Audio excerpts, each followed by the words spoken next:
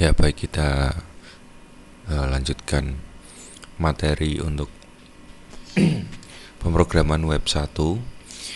Materi selanjutnya untuk pemrograman web 1 adalah arsitektur aplikasi web. Nah, di dalam aplikasi web itu memang memerlukan arsitektur yang nantinya kita akan bahas kenapa dibutuhkan arsitektur dalam sebuah aplikasi web. Sebelum masuk ke sana, kita coba untuk melihat sifat-sifat arsitektur web. Yang pertama, arsitektur itu menggambarkan struktur. Jadi di dalam aplikasi web membutuhkan struktur untuk membentuk suatu aplikasi web yang dinamis, yang yang sesuai dengan kebutuhan dari pengguna. Terus arsitektur membentuk transisi dari analis ke implementasi. Jadi ini yang mungkin yang harus diperhatikan, bahwa di dalam perancangan aplikasi web dibutuhkan arsitektur itu, yang dimana arsitektur berfungsi untuk transisi dari analisis, dari perancangan ke dalam implementasi dalam pelaksanaan pembuatan aplikasi web. Terus selanjutnya adalah arsitektur dapat dilihat dari sudut pandang yang berbeda. Ya, karena kalau kita lihat dari sifat dari aplikasi web itu sendiri memang lebih kompleks. Jadi ketika kita merancang, kita membuat arsitektur itu harus melibatkan melihat dari beberapa sudut pandang, karena belum tentu orang yang merancang arsitektur di dalam web itu setiap orang berbeda. Nah, ini mungkin seni di dalam membuat aplikasi web itu sendiri. Selanjutnya adalah arsitektur membuat suatu sistem yang dapat dimengerti. Ya, karena konsep dari sistem aplikasi web itu adalah untuk dapat dilanjutkan oleh siapapun tanpa melihat latar belakangnya. Jadi baik itu orang yang bekerja di sisi teknis, programmer, database, dan lain-lain, juga para stakeholder yang terlibat di dalam aplikasi tersebut, sehingga ketika kita membuat aplikasi web itu dapat dimengerti oleh beberapa bidang. Selanjutnya adalah arsitektur menyajikan kerangka untuk sistem yang fleksibel. Jadi ketika membuat aplikasi web itu didasarkan pada arsitektur yang bersifat fleksibel, karena kembali lagi prinsip sistem itu adalah untuk memenuhi kebutuhan pengguna.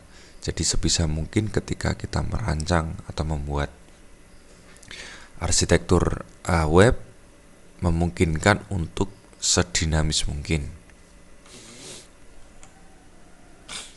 Oke, selanjutnya adalah faktor yang mempengaruhi pengembangan arsitektur. Kira-kira seperti ini. Jadi ada beberapa ada 4 komponen, yaitu functional requirement, ada quality consideration, ada technical aspect, ada experience with. Ini yang mempengaruhi dalam pengembangan arsitektur. Jadi yang pertama kita kebutuhan fungsional, baik itu dari sisi klien, dari sisi user, maupun dari stakeholder lainnya. Dimana ketika kita membuat arsitektur tersebut yang memungkinkan dari kebutuhan fungsional dari beberapa bidang ini, itu yang nanti membuat apakah aplikasi web itu dirancang untuk multi user kah, multi level kah, dan lain sebagainya. Terus yang kedua ada quality consideration. Jadi pertimbangan kualitas seperti performance, ada scalability, ada reusability, dan lain-lain. Jadi ketika kita membuat arsitektur web itu kita harus mempertimbangkan beberapa poin, yaitu performanya seperti apa di dalam web nanti, terus scalability-nya seperti apa, reusability-nya seperti apa, dan pengembangan aplikasi web tersebut. Dan yang ketiga adalah aspek teknik. Itu ada kita akan menggunakan sistem operasi seperti apa, middleware-nya nanti seperti apa, legacy system seperti apa. Nah mungkin ini aspek teknik yang memang harus kita pertimbangkan di dalam pembuatan atau pengembangan arsitektur web. Contohnya ini, sistem operasi apa yang akan kita gunakan. Nah ini biasanya nanti mempengaruhi tentang dari sisi keamanannya nanti seperti apa, pembuatan firewallnya seperti apa dan lain sebagainya. Terus middleware mungkin lebih ke bagaimana kita merancang layar-layar di dalam sebuah langkah atau alur dari pemrograman itu sendiri, atau middleware dari sisi ya tadi jadi alur dari aplikasi sistem itu sendiri. Terus yang ketika ada legacy system di sini, legacy system jadi bagaimana kita mengintegrasikan aplikasi web yang akan kita, arsitektur aplikasi web yang kita buat itu bisa tersinkron atau terhubung dengan sistem sebelumnya. Jadi seumpama kita membuat arsitektur web untuk sebuah perusahaan, di mana perusahaan tersebut sudah mempunyai sistem sebelumnya. Nah, bagaimana kita menghubungkan, mengkonekkan ke dalam aplikasi lama tersebut. Baik itu nanti bagaimana kita bisa merancang atau mengkonversi data-data yang sebelumnya ada. Kalau kita membuat baru, otomatis kita akan mengambil data-data dari sistem yang lama. Tapi kalau memang sistem lama masih dipakai, berarti bagaimana kita mengkombinasikan aplikasi web yang sudah aplikasi yang sebelumnya itu bisa terhubung dan terkoneksi dengan baik dengan arsitektur web kita. Maka ini memang aspek penting di dalam pengembangan arsitektur. Terus yang terakhir adalah experience with, jadi pengalaman. Jadi bagaimana mengkombinasikan dengan arsitektur yang sudah ada, polanya seperti apa, terus manajemen proyeknya seperti apa, bagaimana kita nanti waktu implementasi di dalam aplikasi web tersebut itu mempertimbangkan beberapa hal tadi. Jadi kalau memang ada arsitektur yang sudah ada, kita kombinasikan, kita kombinasikan. Terus nanti polanya nanti seperti apa. Terus manajemen project dalam implementasi aplikasi web yang akan kita bangun itu nanti kira-kira seperti apa. Dan selanjutnya. Terus selanjutnya adalah kategori arsitektur. Di dalam kategori arsitektur itu ada aspek layering. Aspek layering adalah sistem software distrukturkan dalam beberapa tier atau dalam beberapa tingkat untuk mengimplementasikan prinsip pemisahan urusan.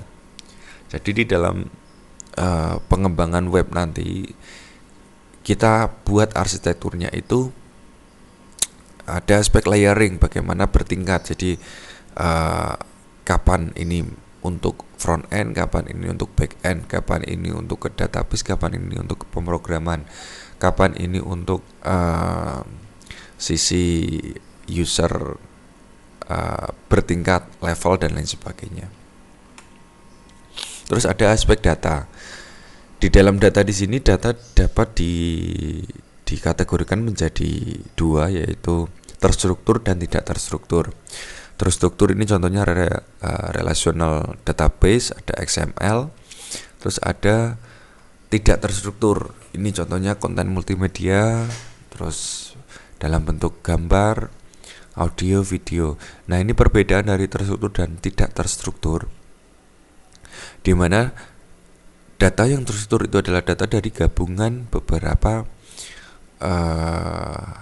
data yang dapat diolah secara secara konsep basis data. Sedangkan yang tidak terstruktur itu data yang tidak dapat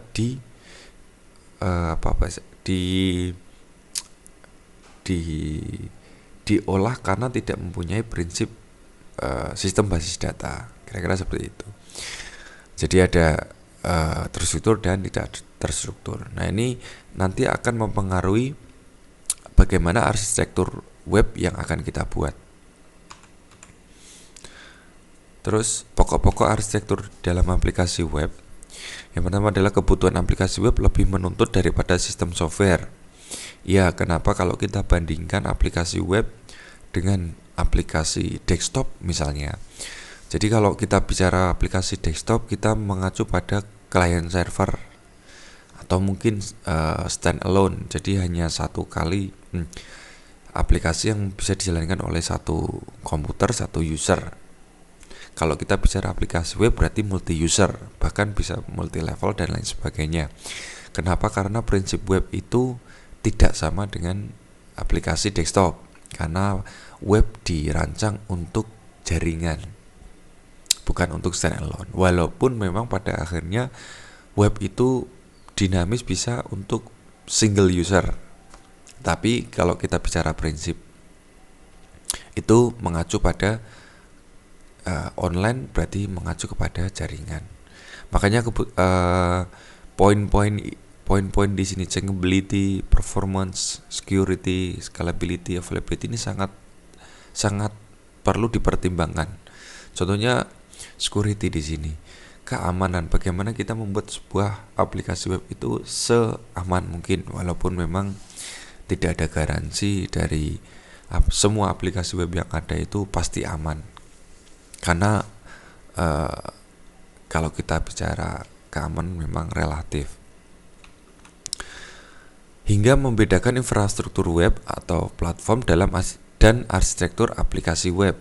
Jadi infrastruktur yang dibutuhkan di luar web itu nanti apa, dan aplikasi kita bisa membedakan antara di dalam arsitektur itu infrastruktur yang mendukung di dalam aplikasi web serta aplikasi webnya itu sendiri. Infrastruktur contohnya bagaimana kita menyiapkan server secara fisik, bagaimana kita menyiapkan jaringan secara fisik, bagaimana kita menyiapkan ruang tempat server secara spesifik dan lain sebagainya. Dan membedakan tentang aplikasi web itu sendiri, implementasinya bagaimana, kapan kita menggunakan aplikasi web, bisa menggunakan kalau kita secara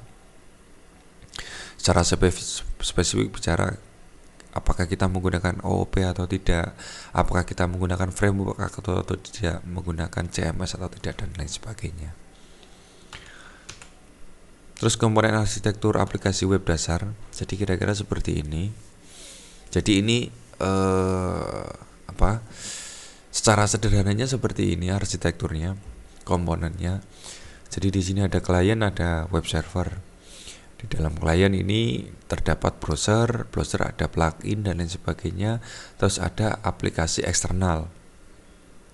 Di dalam web server di sini menyimpan beberapa data dalam bentuk HTML, XML, XSL file dan lain sebagainya. Terus di dalam web server ini juga terdapat CGIs, Servlet, containers, SSI dan lain sebagainya.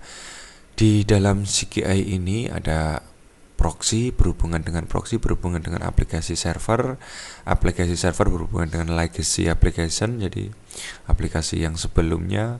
Di sini terdapat database juga, database terhubung dengan aplikasi server. Terus di dalam CGI ada media server kalau kita menggunakan konten dalam media. Terus ada content management server, bagaimana kita memanajemen server itu sendiri.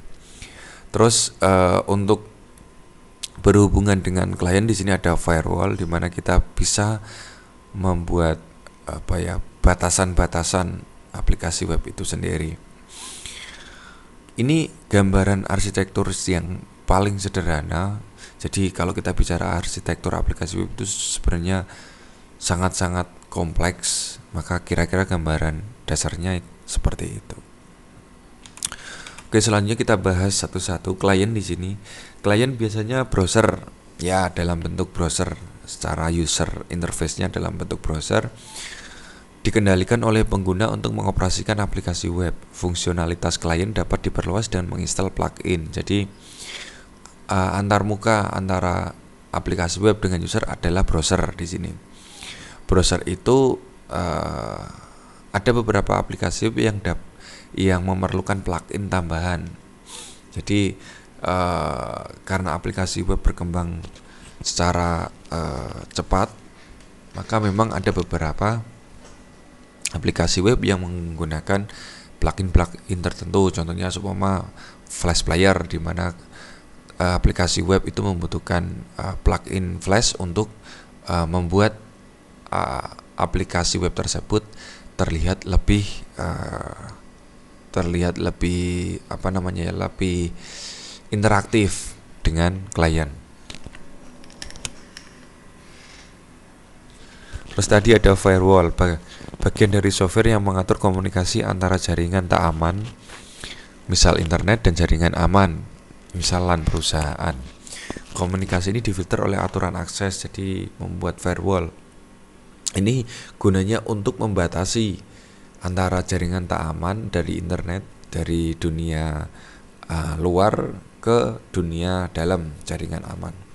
Kenapa jaringan aman? Karena hanya terhubung di dalam suatu, semua kalau contohnya di sini perusahaan, berarti dalam satu perusahaan tersebut.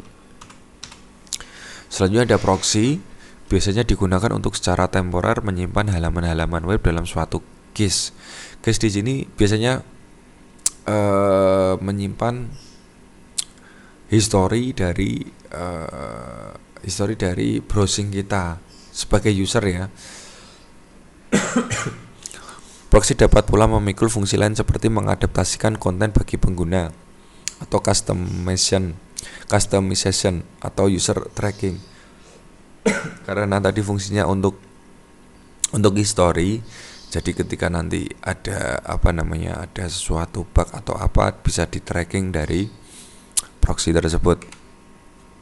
Terus ada web server tadi, bagian dari software yang mendukung berbagai protokol web seperti HTTP dan HTTPS untuk memproses permintaan klien. Jadi web server itu gunanya untuk memproses dari permintaan klien. Klien mengklik menu, tombol dan lain sebagainya, maka web server itu memprosesnya dan dikembalikan ke sisi klien tadi dalam bentuk HTML file. Terus ada database server. Server ini normalnya menyediakan data produksi organisasi dalam bentuk terstruktur, misalnya dalam bentuk tabel-tabel.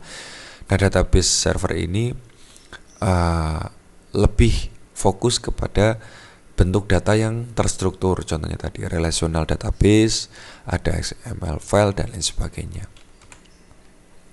Terus media server di sini berfungsi untuk menyimpan konten streaming, bisa audio atau video. Jadi mungkin lebih spesifik. Kalau database server yang terstruktur, media server yang tidak terstruktur. Terus ada content management server. Mirip database server ini menangani konten untuk melayani aplikasi. Konten ini biasanya tersedia dalam bentuk data semi terstruktur, misal dokumen XML. Kenapa XML masuk ke dalam data semi terstruktur? Karena dia tidak harus menggunakan konsep relasional database, itu bisa. Jadi kira-kira seperti itu. Jadi tidak harus direlasikan, itu bisa. Tetapi secara pembuatannya itu menganut kaidah-kaidah yang sudah diatur. Jadi makanya mengarah ke data yang terstruktur. Terus ada application server. Server ini menangani fungsionalitas yang dibutuhkan oleh beberapa aplikasi, misal workflow atau customisasi.